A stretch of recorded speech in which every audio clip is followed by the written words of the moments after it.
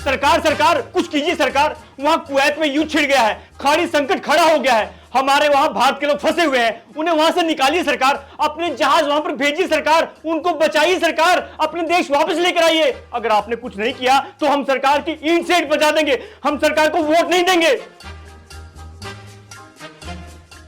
मोदी जी वो इजराइल में क्यों छिड़ गया है, कुछ कीजिए मोदी जी, हमें वहां मजदूरी करने के लिए भेजिए मोदी जी। अगर इजराइल में वैकेंसी कम है तो हमें यूक्रेन भेज दीजिए मोदी जी, अगर वहां भी जगह कम पड़ती है तो गाजा पट्टी भेज दीजिए मोदी जी, बस कहीं भी भेज दीजिए मोदी जी, जहां 2 वक्त की रोटी कमाने का जुगाड़ हो जाए, हम वहां जाएंगे, मोदी मोदी चिल्लाएंगे, दुनिया को बताएंगे कि कैसे आपने दुनिया में भारत का डंका बजाया है। नेताजी कुछ कीजिए, इस तरह तो विपक्ष खत्म हो जाएगा नेताजी, मोदी एक बार फिर आ जाएगा नेताजी, कुछ कीजिए। अरे क्या करें, किसके लिए करें? हमारे लिए कीजिए नेताजी, जनता के लिए कीजिए। जनता? कौन सी जनता भाई? वही जनता जो 2014 से पहले बोलती थी नेताजी गांव में स्कूल बनवा दीजिए, मोहल्ले में अस्पताल बनवा दीजिए, गली पक्की करवा दीजिए, ये सड़क बनवा दीजिए। लेकिन अब वही जनता बोलती है नेताजी आपको कुछ बनवाने की जरूरत नहीं है, बस मंदिर बनवा दीजिए, हम वोट आपको ही देंगे। 2014 से पहले जनता को नए कॉलेज, नई यूनिवर्सिटी चाहिए थी, लेकिन आज वही जनता सोशल मीडिया पर खुद यूनिवर्सिटीज को बंद करने के लिए ट्रेंड चलाती है, #ban JNU। 2014 से पहले टीवी वाले सारा दिन स्टूडियो में हारमोनियम लेकर गाते रहते थे, महंगाई डायन खाए जाता है, महंगाई डायन खाए जाता है। और अब महंगाई का नाम आते ही सारे ऐसे मुंह छिपाने लगते हैं मानो होटल की रेड में पकड़े गए हों।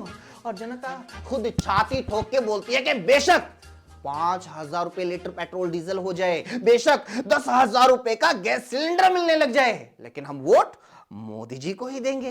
2014 से पहले पेट्रोल डीजल के रेट में 30 पैसे की भी बढ़ोतरी होती थी तो जनता को दिल का दौरा पड़ने लग जाता था। ट्रेन की टिकट 1 रुपया भी महंगी होती थी तो लोग पटरी पर आत्महत्या करने के लिए आ जाते थे। लेकिन आज ट्रेन की टिकट से महंगा प्लेटफॉर्म का टिकट खरीद कर भी लोग बोलते हैं वोट तो मोदी को ही देंगे। 2014 से पहले अगर देश के प्रधानमंत्री विदेश के दौरे पर जाते थे तो मीडिया सवाल पूछती थी कितने के MOU साइन हुए, कितने करोड़ की डील हुई, कौन से देश से कौन सा प्रोजेक्ट भारत आएगा।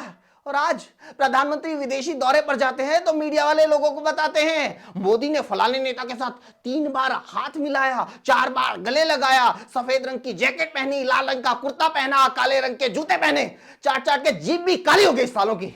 2014 से पहले हर दूसरी बॉलीवुड मूवी में दिखाया जाता था कि कैसे कुछ नेता लोगों को धर्म के नाम पर लड़वाते हैं, दंगे करवाते हैं। हर एक 15 अगस्त और 26 जनवरी को क्रांतिवीर मूवी टेलीविजन के ऊपर चला दी जाती थी जिसमें नाना पाटेकर लोगों को एकता में बल का पाठ पढ़ाते थे।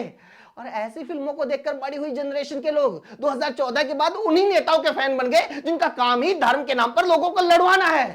2014 से पहले जीडीपी की ग्रोथ रेट 10% हाइट तक पहुंच गई थी और लोगों को फिर भी तरक्की नहीं दिखी, लेकिन मोदी राज में अर्थव्यवस्था 30% तक गोता खा गई, फिर भी उनको विकास ही नजर आ रहा है।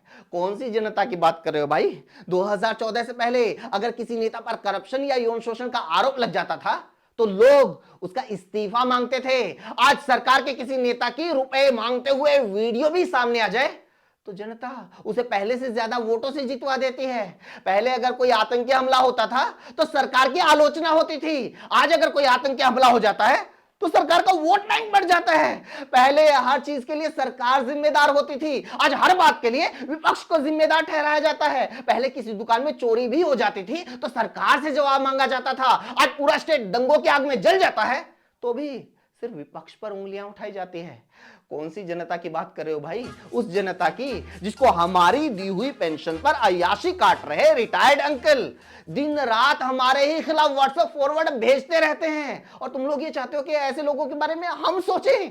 क्यों भाई? जनता ने खुद डिसाइड किया है कि उसे कुएं में कूदकर जान देनी है। मोदी तो बेचारे बस धक्का देकर उनकी मदद कर रहे हैं। हम बेकार में रस्सी फेंककर उनको बचाने की कोशिश क्यों करें जबकि हमें पता है हत्या का इल्जाम उसी पर लगेगा जो रस्सी फेंकेगा।